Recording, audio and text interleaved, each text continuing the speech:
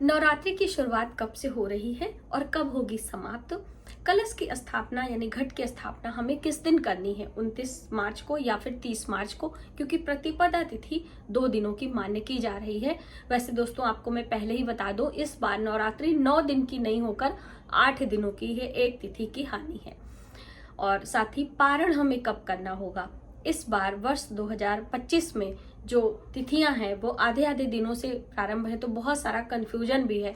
तो सभी कंफ्यूजन को दूर करते हुए नवरात्रि व्रत का प्रारंभ अष्टमी तिथि कब है, कब होगी नवमी, और व्रत का पारण हमें किस दिन करना होगा जो कि हमारे लिए शुभ हो, माता रानी का आगमन किस सवारी से हो रहा है, कैसे हमें व्रत पूजा उपास इस बार करना होगा, सभी महत्वपूर्ण जानकारी एक ही वीडियो में हम आपके लिए लेकर आए हैं। नमस्कार, वेलकम टू माय चैनल। मैं हूं मनीषा। दोस्तों, चैत्र नवरात्रि की हार्दिक शुभकामनाएं। माता रानी की कृपा से आप सभी की मनोकामनाएं पूर्ण हो, आप सभी के ऊपर माता रानी की कृपा सदैव बनी रहे, ऐसी मेरी शुभकामना है। और नए वर्ष की हार्दिक शुभकामनाएं, क्योंकि चैत्र माह की प्रतिपदा तिथि से ही नए वर्ष का प्रारंभ भी होता है हिंदू कैलेंडर के हिसाब से। और जैसे कि चैत्र नवरात्रि वाशांतिक नवरात्रि मानी जाती है, वैसे तो आप सभी को पता है कि पूरे वर्ष में 4 नवरात्रि होती है, 2 गुप्त और 2 प्रत्यक्ष रूप से, जिसे कि शारदीय नवरात्रि कहते हैं, और ये वाशांतिक नवरात्रि, इसे बड़ी नवरात्रि माना जाता है। और नवरात्रि की जो शुरुआत होती है, कुछ लोग 9 दिनों का व्रत करते हैं और कुछ लोग सिर्फ 2 दिनों का व्रत करते हैं। तो अब देखिए, तिथियों का ऊपर नीचे होने के कारण कंफ्यूजन है कि हम अपने घर घट स्थापना किस दिन करें, 29 मार्च को या फिर 30 मार्च को। तो दोस्तों, 29 मार्च को शाम को प्रतिपदा तिथि मिल रही है और 30 मार्च को सुबह सवेरे सूर्योदय के साथ में आपको प्रतिपदा मिल रही है। इसलिए 30 मार्च को ही घट स्थापना करना आपके लिए ज्यादा शुभ होगा, चाहे आप 9 दिनों का व्रत कर रहे हो और चाहे आप 2 दिनों का व्रत कर रहे हो। इस बार माता रानी का जो आगमन हो रहा है वो गज पर हो रहा है, यानी माता रानी की सवारी हाथी की है, गज की है। माता रानी रविवार के दिन आ रही हैं, तो इसके हिसाब से गज की सवारी मानी जाती है। अलग अलग दिनों के हिसाब से उनका वाहन होता है। वैसे तो शेर की सवारी होती है, आप सभी को पता है। सिंह वाहिनी माँ जगत जननी जगदम्बे हम सभी का कल्याण करती हैं। तो गज की सवारी बहुत ही शुभ मानी जाती है, हम सभी मनुष्यों के लिए कल्याणकारी बताई गई है। धन वृद्धि के लिए, वर्षा के लिए, अनेक चीजों के लिए गज की सवारी शुभ मानी जाती है। ठीक है, तो इसलिए बहुत ही शुभ संकेत भी मिल रहे हैं। दूसरा, कलश की स्थापना का शुभ मुहूर्त में करना हमारे लिए शुभ है। तो अभी कलश स्थापना का शुभ मुहूर्त आगे हम बताएंगे। पहले आप जान लें कि अष्टमी और नवमी कब है, क्योंकि इस बार की जो नवरात्रि है वो सिर्फ 8 दिनों की है, 9 दिनों की नहीं है। एक तिथि की हानि बताई जा रही है। तो अब जो लोग सिर्फ 2 दिन का व्रत कर रहे हैं वो लोग अष्टमी का व्रत करते हैं और प्रतिपदा तिथि का करते हैं, और कन्या पूजन और हवन वगैरह भी वो लोग 9 अष्टमी पर ही कर देते हैं, और जो लोग 9 दिन का व्रत करते हैं वो नवमी पर करते हैं। अक्सर बहनें पूछती हैं ना कि दीदी हम किस दिन करें। तो देखिए, यदि आप 2 दिनों का कर रहे हैं, प्रतिपदा और अष्टमी, तो अष्टमी पर ही हवन और कन्या पूजन करना आपके लिए बेहद शुभकारी होगा। और यदि आप पूरे 9 दिन का कर रहे हैं तो आप नवमी तिथि पर कन्या पूजन, हवन आदि करके माता रानी की पूजन करें। और 10वीं में पारण करना चाहिए, कभी भी 9वीं तिथि में पारण नहीं करना चाहिए। पारण करने के शुभ समय होते हैं जिसमें राहु काल देखा जाता है, जिसमें सूर्यास्त देखा जाता है। कभी भी राहु काल में या सूर्यास्त के समय हमें पारण नहीं करना चाहिए, क्योंकि 9 दिनों तक आपने माता रानी के निमित्त व्रत उपास किया है। तो शुभ मुहूर्त में पारण करें, जिससे आने वाले समय में आपका शरीर स्वस्थ रहे, आपके ऊपर माता रानी की कृपा बनी रहे। तो पारण का भी समय हम आपको बताने वाले हैं। पहले जान लेते हैं कि अष्टमी तिथि का मान्य हमें कब करना है। तो देखिए, वर्ष 2025 में जो अष्टमी तिथि है वह तो शुरू हो रही है 4 अप्रैल को रात्रि में। 4 अप्रैल को रात्रि में 8 बज के कुछ मिनट पर है, लेकिन हमें मान्य करना है 5 अप्रैल को सुबह सवेरे महा अष्टमी तिथि हम मानेंगे, क्योंकि सूर्योदय के साथ में अष्टमी हमको मिल रही है 5 अप्रैल को। तो 5 अप्रैल को अष्टमी तिथि का मान्य करना आपके लिए अच्छा होगा। तो यदि आप चाहे 9 दिन का कर रहे हो या फिर आप 2 दिनों का कर रहे हैं, इसी दिन माता महागौरी की पूजा उपासना करके सभी सुहागन स्त्रियां सुहाग की सामग्री माता रानी को भेंट करेंगी।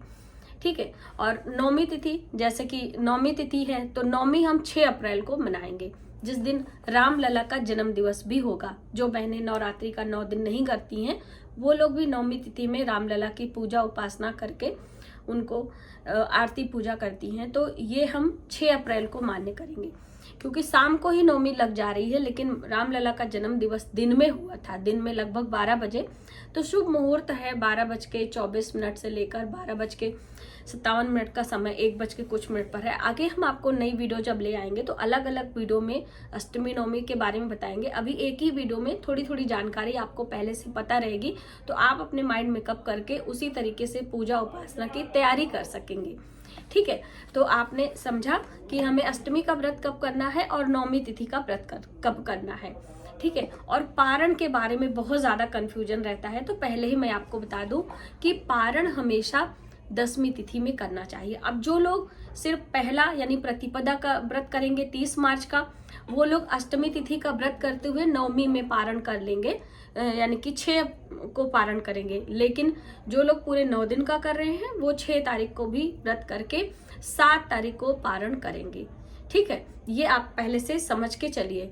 दूसरी अहम बात, यदि आप रामलला के निमित्त व्रत उपास करना चाहते हैं और पंचमहाव्रतों में भी एक व्रत आता है, तब आप 7 अप्रैल को पारण करेंगे। ठीक है।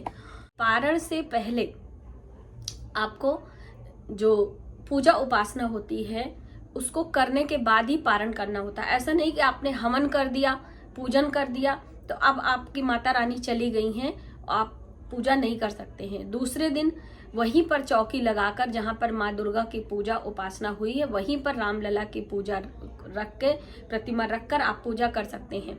आपको पता है चैत्र नवरात्रि में ही रामलला ने माता रानी दुर्गा की स्थापना करके पूजा शुरू करके लंका पर विजय प्राप्त करी थी, उन्होंने ही। यानी कि नवरात्रि व्रत की शुरुआत भगवान श्री रामचंद्र से हुई थी। तो आपको माँ दुर्गा के साथ में ही रामचंद्र जी की पूजा उपासना कर लेना चाहिए। ठीक है। भले ही आप पहले ही हवन कर चुके हैं, कोई बात नहीं है, आपकी चौकी रहती है, क्योंकि 10वीं तिथि में हम चौकी विसर्जन और व्रत का पारण करते हैं, इसलिए आप वहां पर कर सकते हैं। और अगर आप चौकी नहीं लगाना चाहते तो अपने पूजा मंदिर में भी आप माता रानी दुर्गा की भी स्थापना पूजा कर सकते हैं और अपने रामलला के भी पूजा उपासना कर सकते हैं। ऐसा नहीं कि अलग से ही चौकी लगाना है। कई बहनें अलग अलग वीडियो में पूछती हैं कि चौकी का साइज क्या होना चाहिए। तो देखिए, आपके प्रतिमा और आपके पूजा के विधियों के ऊपर डिपेंड करता है कि आप कितनी बड़ी चौकी रखें। आपके घर में स्थान नहीं है तो आप अपनी पूजा मंदिर में ही सभी व्यवस्था करके पूजा कर लेते हैं। तो आप पूर्व दिशा की तरफ या फिर उत्तर दिशा के या फिर ईशान कोण में एक दिन पहले ही साफ सफाई करके लकड़ी की चौकी रखकर उसके ऊपर शुद्ध साफ कपड़ा बिछाकर माता रानी की स्थापना करते हैं, कलश की स्थापना करते हैं, जिसे घट स्थापना कहा जाता है, दीप की स्थापना करते हैं। अखंड दीप यदि आप लगाना चाहते हो तो अखंड दीप लगाकर माता रानी के पूजा की तैयारी करते हैं।